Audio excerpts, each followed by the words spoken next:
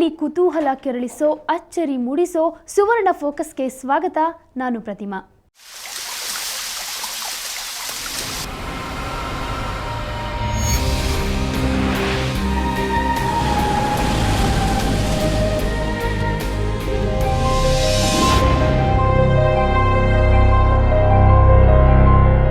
ಮನುಷ್ಯ ಬುದ್ಧಿವಂತ ಜೀವಿ ನಿಜ, ಆದರೆ ಆತನ ಅತಿಯಾದ ಬುದ್ಧಿವಂತಿಕೆಯಿಂದಲೇ ಇವತ್ತು ಜೀವಜಲಕ್ಕೆ ಕುತ್ತು ಬಂದಿದೆ.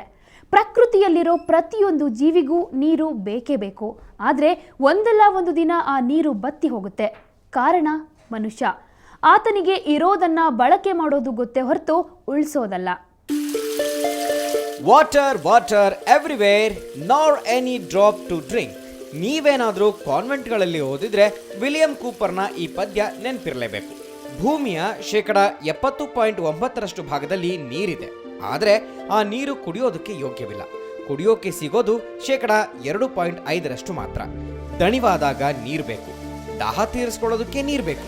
ಮನುಷ್ಯ ಅಷ್ಟೇ ಅಲ್ಲ, ಪ್ರಾಣಿ ಪಕ್ಷಿಗಳು ಸೇರಿದಂತೆ ಭೂಮಿಯ ಮೇಲಿರೋ ಸಕಲ ಜೀವರಾಶಿಗಳಿಗೂ ನೀರು ಬೇಕೇ ಬೇಕು.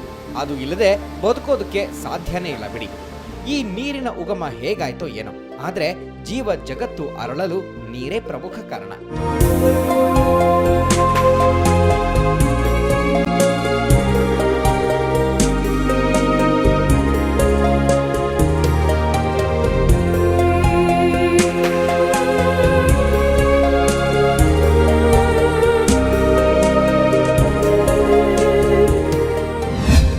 ಜೀವಜಲದ ಮಹತ್ವ ನಿಮಗೆ ಗೊತ್ತಿಲ್ವಾ? ನೀರಿನ ಪ್ರಮಾಣ ಕಡಿಮೆಯಾಗುತ್ತಿದೆ. ನದಿಯ ರೂಪದಲ್ಲಿ, ಕೆರೆಯ ರೂಪದಲ್ಲಿ, ಹಳ್ಳಕೊಳ್ಳದ ರೂಪದಲ್ಲಿ ನೀರು ಜನರ ದಾಹವನ್ನ ತಣಿಸುತ್ತಿದೆ.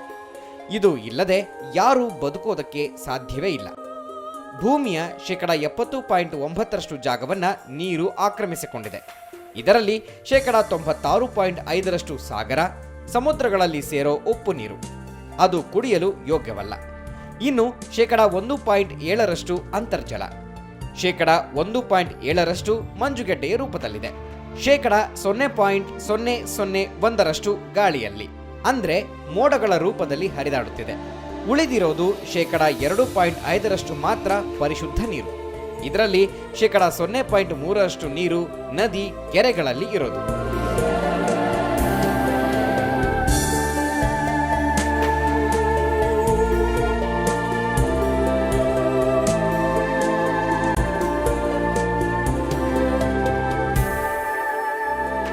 ಒಂದು ಅಣು ನೀರಿನಲ್ಲಿ 2 ಜಲಜನಕದ ಅಣುಗಳು ಮತ್ತು 1 ಆಮ್ಲಜನಕದ ಅಣು ಇರುತ್ತದೆ.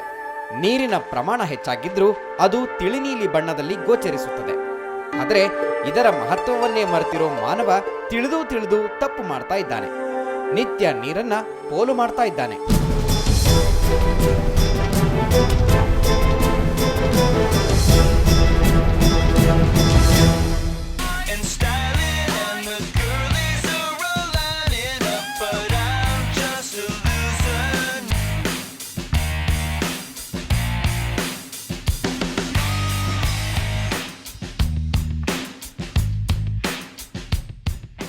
ಕೆರೆ, ನದಿ, ಸಾಗರ, ಸಮುದ್ರಗಳ ನೀರು ಆವಿಯಾಗಿ ಆಕಾಶ ಸೇರುತ್ತದೆ.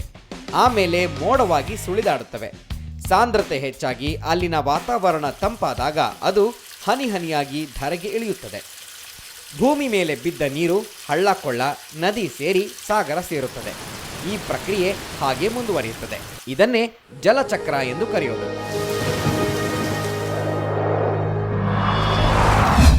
ನೀರನ್ನ ಅತಿಯಾಗಿ ಬಳಸಿಕೊಳ್ಳುತ್ತಿರೋ ಮಾನವ. ಜಲಮಾಲಿನ್ಯ ಹೆಚ್ಚಾಗುತ್ತಿದೆ.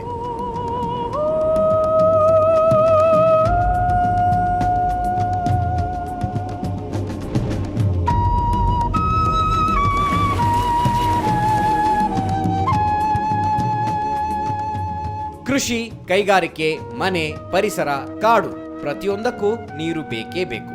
ಅದುವೇ ಜೀವಜಲ. ಆದರೆ ನಗರ ಪ್ರದೇಶದಲ್ಲಿ ಜನಸಂಖ್ಯೆ ಹೆಚ್ಚಾದಂತೆ ನೀರಿನ ಪೂರೈಕೆ ಹೆಚ್ಚಿದ್ರೂ ಕೊರತೆ ಕಾಣಿಸುತ್ತಿದೆ. ಇದುವೇ ಮುಂದೆ ದೊಡ್ಡ ಸಮಸ್ಯೆಯಾದರೂ ಆಶ್ಚರ್ಯವಿಲ್ಲ. ಅಭಿವೃದ್ಧಿ ಪಥದಲ್ಲಿ ಹೈಸ್ಪೀಡ್ನಲ್ಲಿ ಮುನ್ನುಗ್ಗುತ್ತಿರುವ ಮಾನವ ನೀರನ್ನ ಅತಿಯಾಗಿ ಬಳಸಿಕೊಳ್ಳುತ್ತಿದ್ದಾನೆ. ಬೆಂಗಳೂರಿನಲ್ಲಿ ನೀರಿಗಾಗಿ ಹಾಹಾಕಾರ.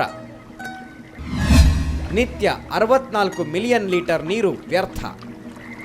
ಈಗಾಗಲೇ ನೀರಿಗಾಗಿ ಹಾಹಾಕಾರ ಶುರುವಾಗಿದೆ. ಜನರು ಬೀದಿಗಿಳಿದು ಹೋರಾಟ ನಡೆಸ್ತಾ ಇದ್ದಾರೆ. ಬೆಂಗಳೂರಿರಬಹುದು, ಮಂಗಳೂರೇ ಆಗಿರಬಹುದು, ಎಲ್ಲ ಕಡೆ ನೀರಿನ ಸಮಸ್ಯೆ ಇದ್ದೇ ಇದೆ. ಬೆಂಗಳೂರು ಹೇಳಿಕೊಳ್ಳೋದಕ್ಕೆ ಮಹಾನಗರಿಯಾಗಿದ್ರೂ ಇಲ್ಲಿರೋ ಜನರು ನಿತ್ಯ ನೀರಿಗಾಗಿ ಕಾದಾಡುತ್ತಾರೆ. ಕೊಡ ಹಿಡಿದುಕೊಂಡು ಬೇಕೇ ಬೇಕು, ನೀರು ಬೇಕು ಅಂತ ಪ್ರತಿಭಟನೆ ನಡೆಸ್ತಾ ಇದ್ದಾರೆ. ಹೀಗೆ ಮುಂದುವರೆದ್ರೆ ಬೆಂಗಳೂರಿನಲ್ಲಿ ಮುಂದೊಂದು ದಿನ ಜಲಕ್ಷಾಮ ಎದುರಾಗೋದು ಖಂಡಿತ. ಬೆಂಗಳೂರು ಒಂದರಲ್ಲೇ ಪ್ರತಿನಿತ್ಯ ಏನಿಲ್ಲ ಅಂದ್ರೂ 64 ಮಿಲಿಯನ್ ಲೀಟರ್ ನೀರು ವ್ಯರ್ಥವಾಗುತ್ತಿದೆ. ಅರ್ಕಾವತಿ ನದಿ ನೀರು, ಕಾವೇರಿ ನದಿ ನೀರು ತಂದ್ರೂ ಅದು ಸಾಲ್ತಾ ಇಲ್ಲ. ಆನೆ ಹೊಟ್ಟೆಗೆ ಅರೆಕಾಸಿನ ಮಜ್ಜಿಗೆ ಥರ ಆಗ್ತಾ ಇದೆ. ಕೊಡ ನೀರಿಗೆ ದುಡ್ಡು ಕೊಟ್ಟು ಕೊಳ್ಳುವ ಪರಿಸ್ಥಿತಿ. ಇನ್ನು ಇಲ್ಲಿರೋ 90% ಮಾಲೀಕರಿಗೆ ಮಳೆ ನೀರು ಸಂಗ್ರಹದ ಬಗ್ಗೆ ಅರಿವೇ ಇಲ್ಲ. ಅಂದಮೇಲೆ ಜೀವಜಲ ಉಳಿಯೋದಕ್ಕೆ ಎಲ್ಲಿ ಸಾಧ್ಯ? ನೀವೇ ಹೇಳಿ. 2021ರಿಂದ 2005 ವೇಳೆಗೆ ಕಾವೇರಿ ನದಿ ನೀರು 30% ಕಡಿಮೆಯಾಗಲಿದೆ. ಹೀಗಂತ ಹೇಳಿರೋದು ಪುಣೆಯ ಇಂಡಿಯನ್ ಇನ್ಸ್ಟಿಟ್ಯೂಟ್ ಆಫ್ ಟ್ರೋಪಿಕಲ್ ಮೆಟೀರಿಯಾಲಜಿ ಸಂಸ್ಥೆ. ಅದರ ಪ್ರಕಾರ ಇನ್ನು ಕೇವಲ 10ರಿಂದ 40 ವರ್ಷಗಳಲ್ಲಿ ಕಾವೇರಿ, ಕೃಷ್ಣ, ನರ್ಮದಾ, ಬ್ರಹ್ಮಿಣಿ ನದಿಗಳ ಬಯಲು ಪ್ರದೇಶದಲ್ಲಿ ಬರ ತಾಂಡವವಾಡಲಿದೆ.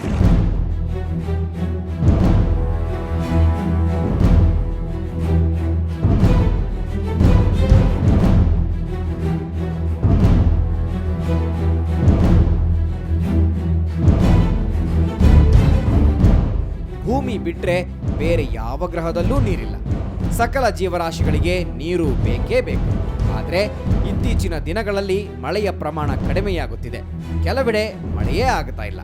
ವರ್ಷದಿಂದ ವರ್ಷಕ್ಕೆ ಬರ ಪ್ರದೇಶಗಳ ಸಂಖ್ಯೆ ಹೆಚ್ಚಾಗ್ತಾ ಇದೆ.